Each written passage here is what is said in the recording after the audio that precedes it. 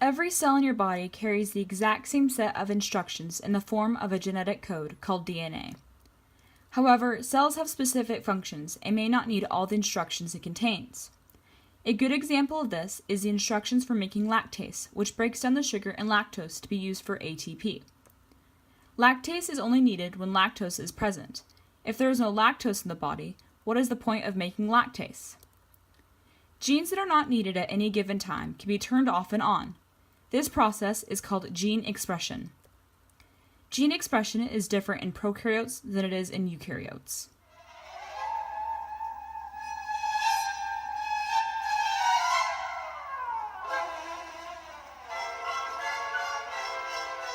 In prokaryotic DNA, you have the genes, an operator, a repressor, a promoter site, RNA polymerase, and an inducer.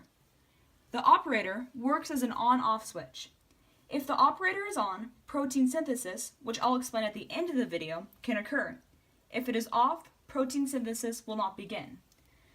The repressor is what turns off and on the operator. When the repressor is attached, RNA polymerase cannot go through.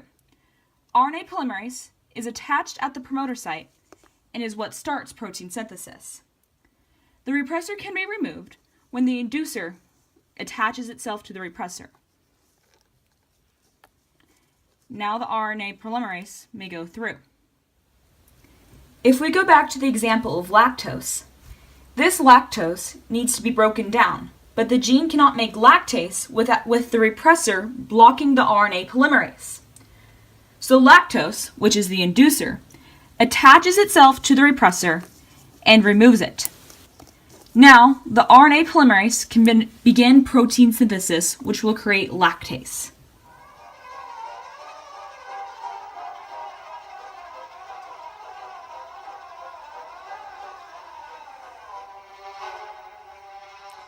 In eukaryotes, there's the genes, a TATA box, an enhancer, transcription factors, RNA polymerase, and a promoter site. The TATA box is a DNA sequence. The sequence is T, A, T, A, which is where we get the name TATA. So if we look at our model, and green is thymine, and blue is adenine, it goes T, A, T, A. The enhancer is a region of DNA that allows RNA polymerase to attach to the promoter site. But in order for this to work, it has to touch the TATA box. Transcription factors bend the DNA to bring the enhancer to the TATA box.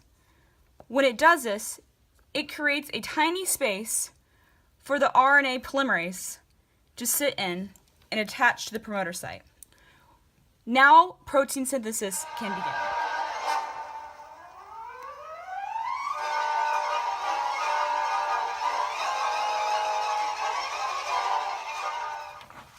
In prokaryotes, the DNA is floating around in the cytoplasm. Protein synthesis starts with transcription, which is the process of changing DNA to RNA. The RNA polymerase starts at the promoter site and unzips the DNA.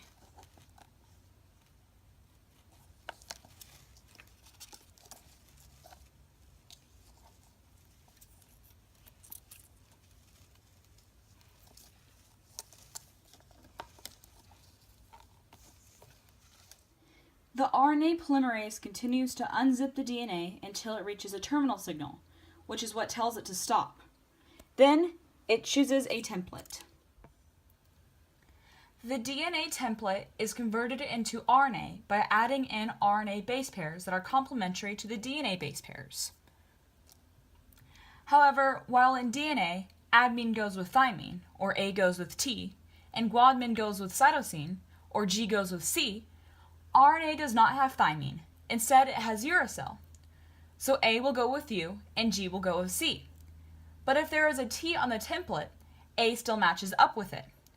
For example, on our template strand, we have C, T, and A. So our complementary strand is going to start with G, A, and G. It will continue adding in complementary base pairs until it copies the entire DNA strand. This makes mRNA, which will go down to the ribosome and start translation.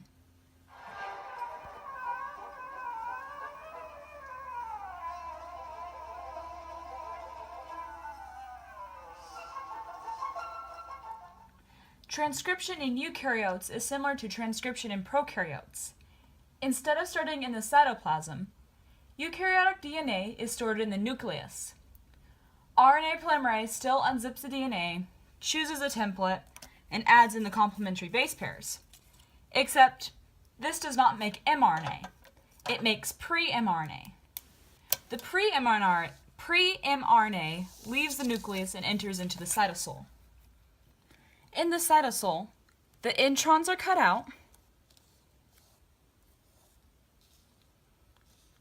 and extrons are spliced together.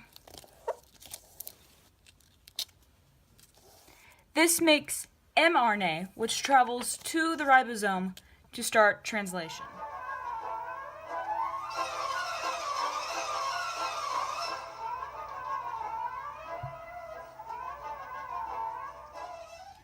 Translation is turning RNA into proteins. At the ribosome, the mRNA is separated into codons. Codons are a group of 3 nitrogen bases.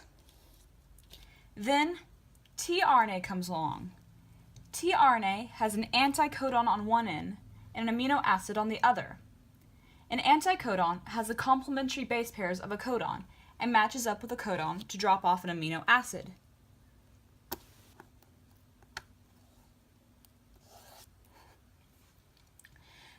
The order of the nitrogen base pair on the codon tells the tRNA which amino acid to drop off. So this codon has the base pairs GAU. So we look at this chart and trace it to an amino acid, GAU.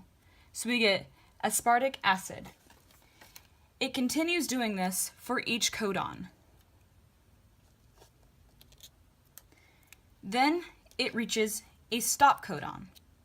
We know it's a stop codon because the codon says UAG. So we trace it back, UAG, and it tells it to stop.